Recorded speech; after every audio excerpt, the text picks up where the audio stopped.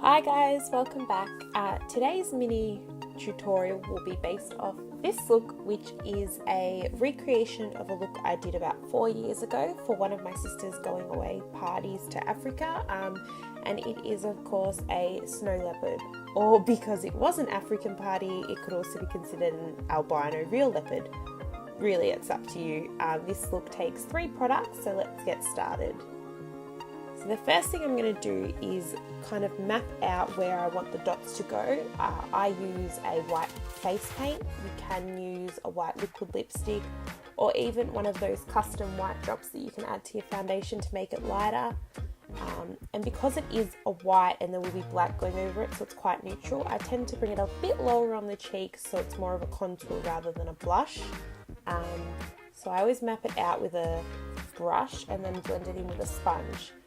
It has disappeared a fair amount on me because I am one shade off see-through, but if you're a bit darker, I suggest blending the edges out with a bit of foundation so it's a bit more seamless. So here we go, and I've sped this clip up a lot. Basically, I just kept it in so you could kind of see the general pattern I create and that I bring it into a point. But because it is a bit difficult to see on the skin exactly what's happening, I thought I would take you through the steps I use to figure out what the spots look like, and that is of course by Google imaging, and this is the reference picture. I like to go a more cartoon picture because they're a bit easier to replicate because they're already drawn by someone else so they're a bit simpler than looking at a real leopard. So here's a recreation of what I did. These were the dots I kind of mapped, and then once you smudge it in you can see it obviously looks a bit more natural.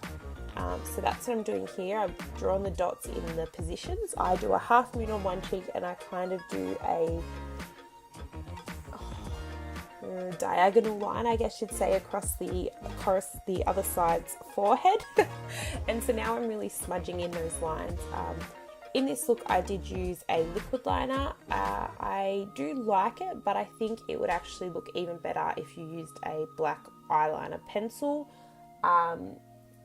Probably just I'd go over it with a bit of eyeshadow, which would be the 4th product if you were to use the pencil, just because if you go out dancing or get sweaty and hot, it will kind of move, whereas liquid liner stays. But liquid liner, you also need an eyeshadow to sort of fill in the gaps, but there is a bit of a disconnect from the line of the eyeliner to the shadow, so that's why I say pencil.